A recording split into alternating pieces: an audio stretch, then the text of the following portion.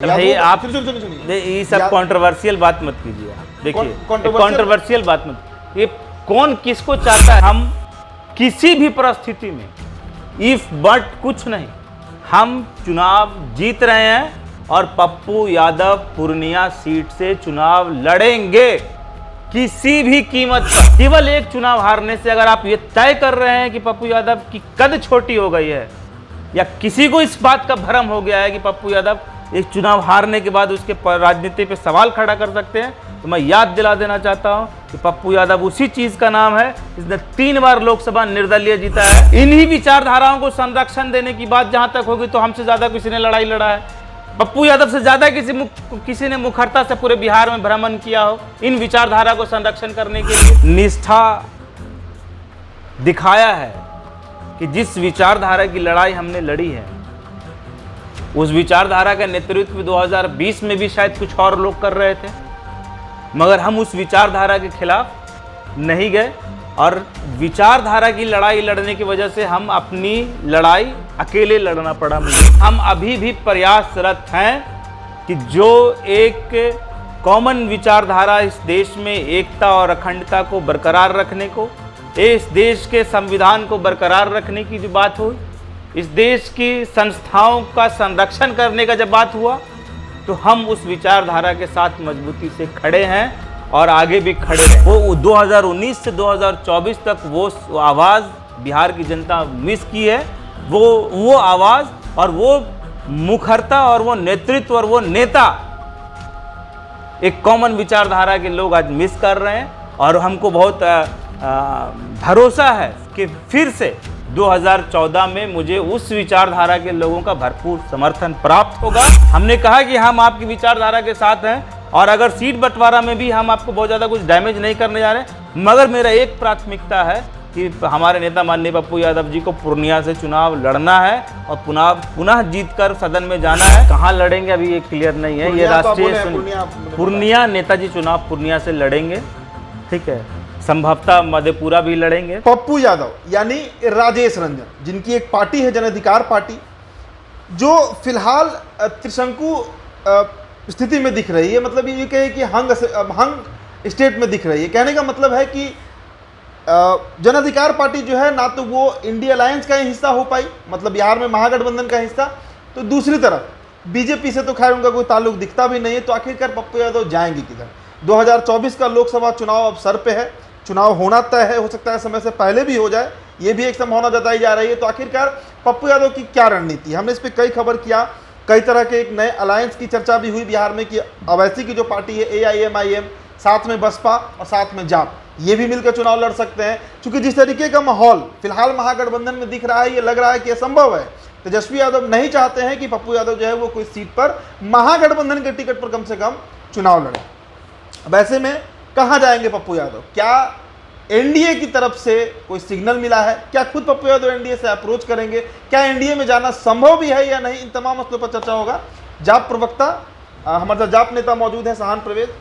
देखिए, बड़ा इरेलेवेंट सवाल लगेगा सुनकर और थोड़ा जनता भी चौंक सकती है कि भाई पप्पू यादव की राजनीति शुरू से बीजेपी के खिलाफ रही है, आइडियोलॉजिकल तौर पर, विचारधारा के तौर पर, लेकिन इस बार चुनाव में कोई गुणा गणित इस तरह अभी तक महागठबंधन से बैठा नहीं। आपके नेता ने कई बार ट्राई किया, जाकर लालू जी से मिलते हैं, कांग्रेस में तो उनकी वाइफ भी हैं और राज्यसभा की सांसद भी हैं, लेकिन दाल आप लोग का गला नहीं है, अभी तक तो नहीं गलते हुए दिख रहा है। कोई और विकल्प की तलाश में है, फिर हम एनडीए पर भी आएंगे। पहले विकल्प कोई और तलाश रहे हैं आप लोग? क्या देखिए, सबसे पहली बात है कि विकल्प तलाशने की बात तो अब बाद में कर सकते हैं।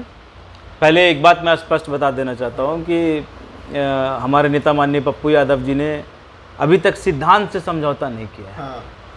और जिस दिन सिद्धांत से समझौता करना सीख जाएंगे उस दिन बिहार के मुख्यमंत्री होंगे। हमने निष्ठा दिखाया है कि जिस विचारधारा की लड़ाई हमने लड़ी है उस विचारधारा का नेतृत्व 2020 में भी शायद कुछ और लोग कर रहे थे, मगर हम उस विचारधारा के खिलाफ नहीं गए और विचारधारा की लड़ाई लड़ने की वजह से हम अपनी लड़ाई अकेले लड़ना पड़ा मुझे। और शायद यही कारण है कि मेरा गठबंधन नहीं हुआ, इसकी वजह से हमारी सीट नहीं आई। हम सीट की बहुत ज़्यादा चिंता नहीं कर रहे थे, हमने सिद्धांत से समझौता नहीं किया था।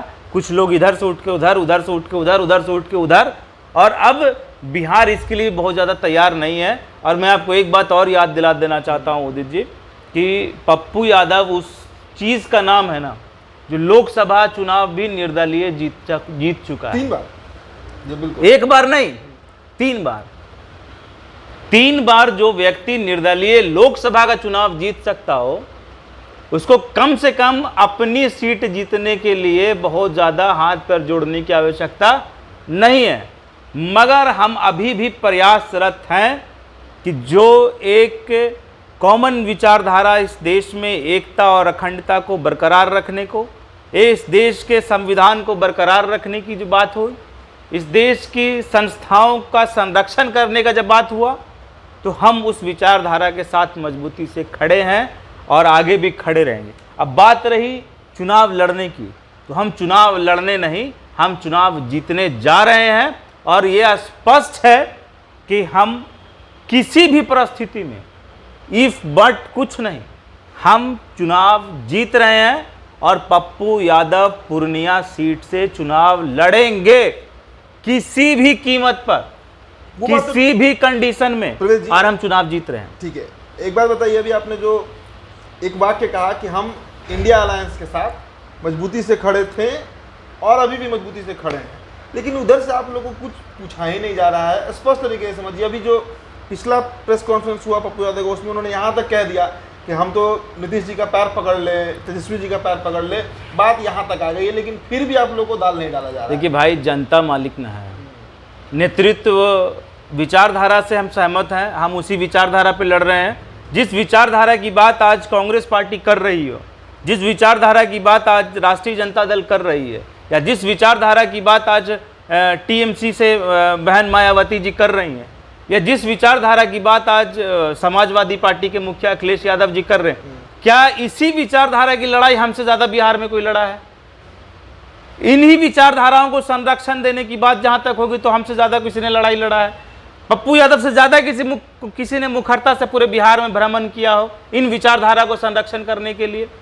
तो जनता इस बात को देख रही थी। जनता विचारधारा की लड़ाई में जनता ने तय करना है कि कौन सी विचारधारा के पक्ष में कितने लोग हैं, और उस विचारधारा के लोगों को अगर वोट करेंगे तो कौन वोट कर रहे हैं। और उसी विचारधारा के लोग से हम आश्वस्त हैं कि उसी विचारधारा के लोग ने हमको वोट करना है, और वही लोग हमको वोट करेंगे। क्योंकि अब जनता जानती है कि शायद पप्पू यादव जी ने जो 2014 से लेकर 2019 तक जो लोकसभा का कार्यकाल रहा उनका, उन्होंने अनेक मुद्दों पर भारतीय जनता पार्टी का जिस प्रकार से मुखरता से विरोध किया, सदन में गूंज रही उनकी आवाज़, वो आज कहीं ना कहीं मिस कर रहे हैं। वो 2019 से 2024 तक वो आवाज़ बिहार की जनता मिस की है। वो आवाज़ और वो मुखरता और वो नेतृत्व और वो नेता एक कॉमन विचारधारा के लोग आज मिस कर रहे हैं। और हमको बहुत भरोसा है कि फिर से 2014 में मुझे उस विचारधारा के लोगों का भरपूर समर्थन प्राप्त होगा, क्योंकि हमसे ज़्यादा हमने जो मेहनत दिखाया है, जो लगन हम लोगों ने दिखाया है, जो हमारे नेता ने हारने के बाद भी समाज से जुड़े रहने का काम किया है, वो कहीं ना कहीं कि अभी सिर्फ लड़ाई है, विचारधारा की लड़ाई तो हो गई, अब विचारधारा का नेतृत्व कौन करेगा, लड़ाई इसकी है। इसके लिए आप हमको मानिए नेता या मत मानिए, आप हमको अपने गठबंधन में सीट दें ना दें, उससे कोई मतलब नहीं है। हमने कहा कि हम आपकी विचारधारा के साथ हैं, और अगर सीट बंटवारा में भी हम आपको बहुत ज़्यादा कुछ डैमेज नहीं करने जा रहे, मगर मेरा एक प्राथमिकता है कि हमारे नेता माननीय पप्पू यादव जी को पूर्णिया से चुनाव लड़ना है और पुनः जीतकर सदन में जाना है। और सदन में जाने के बाद जिस प्रकार से उन्होंने मुखरता से अपनी बात को रखी है, फिर से उनकी आवाज़ से हम लोग चाहते हैं और पूरा बिहार चाहता है कि सदन में वो आवाज़ गूंजे और वो मांग उठे, और भारतीय जनता पार्टी का हम लोग मजबूती से विरोध करते आए और करते रहेंगे, कर रहे हैं।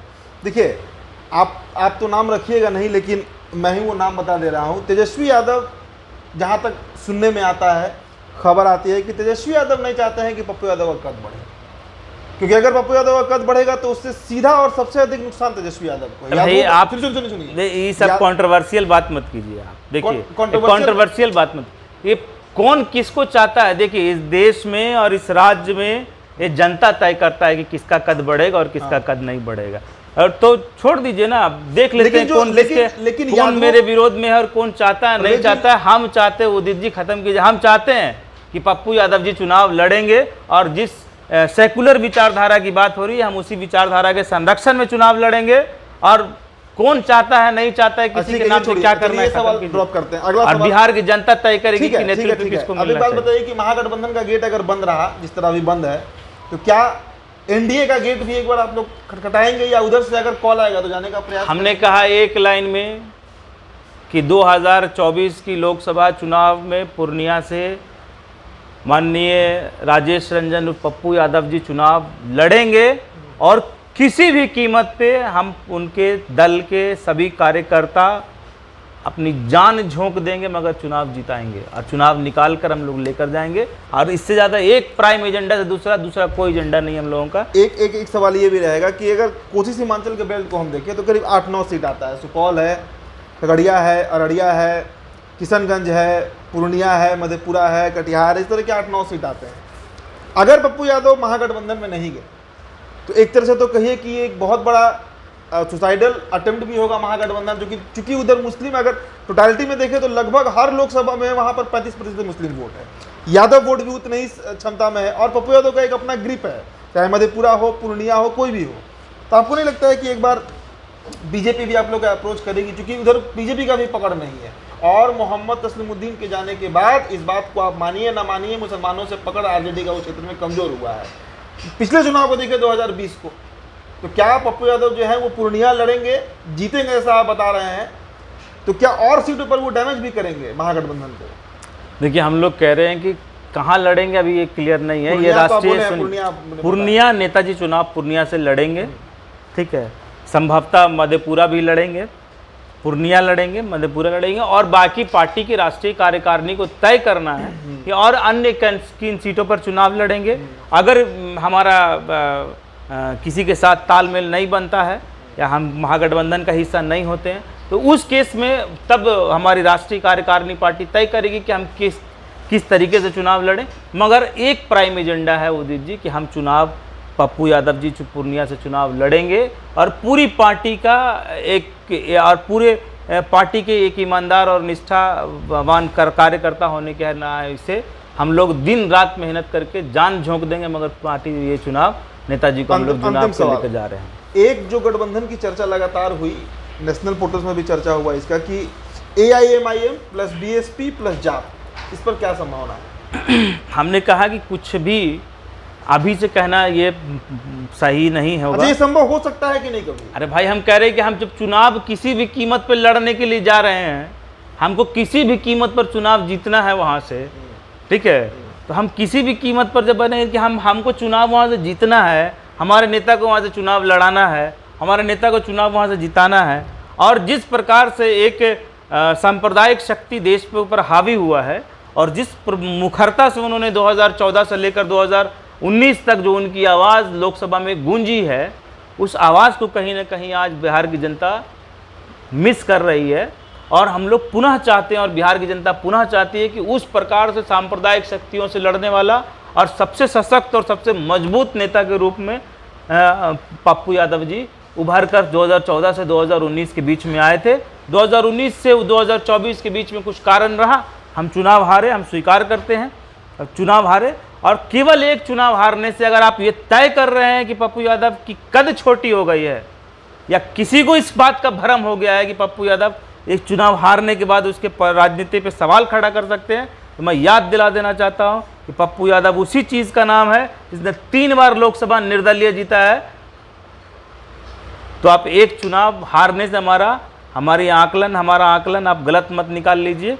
और ये पूर्णिया में मजबूती से आज कह के जा रहे हैं आपको कि पूर्णिया का सीट जीतेंगे और पूर्णिया की जनता माननीय पप्पू यादव जी के स्वागत में पूरे भरपूर से गर्मजोशी से स्वागत करने के लिए तैयार है और हम लोग सब रेडी हैं वहाँ से चुनाव लड़ने तो किसी भी कंडीशन में लड़े। बिल्कुल बिल्कुल। देखिए, तो कई तरह की संभावनाएं हैं अभी राजनीति में, खासकर पप्पू यादव के से संबंधित राजनीति की बात करें, महागठबंधन है यानी इंडिया अलायंस, एनडीए का भी एक ऑप्शन हो सकता है, साथ साथ अवैसी यानी AIMIM और BSP के साथ भी जाकर लड़ सकते हैं। मुकेश सहनी की भी एंट्री इसमें हो सकती है। तो कई तरह की संभावनाएं अभी फिलहाल पप्पू यादव के लिए बिहार की राजनीति में है। लेकिन ये बात स्पष्ट तौर से समझ लीजिए, डंके की चोट पर शान परवेज कह रहे हैं इस बात को कि पूर्णिया लड़ना है, पूर्णिया जीतना है और पप्पू यादव वहां से ताल इस बार ठोकने जा रहे हैं। फिलहाल इस चर्चा में इतना ही। मेरा नाम उदित तारन है। बहुत बहुत शुक्रिया।